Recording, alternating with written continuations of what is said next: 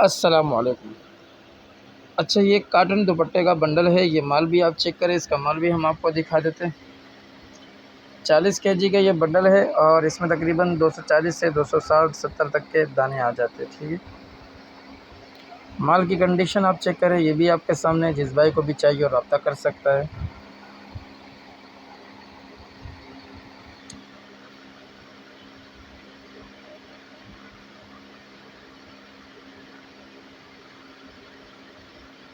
Delivery पूरे पाकिस्तान के लिए अवेलेबल है।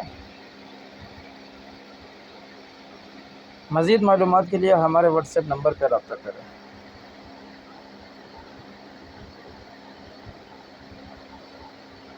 जिस भाई को भी चाहिए और रब्ता कर सकते हैं।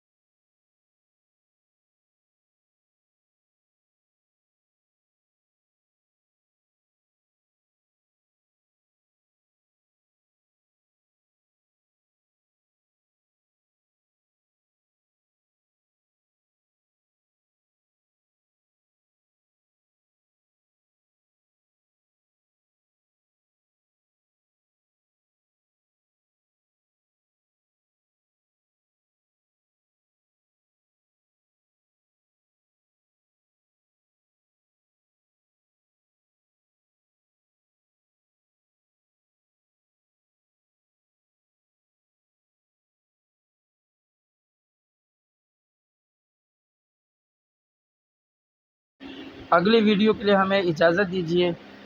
अल्लाह हाफ़िज़।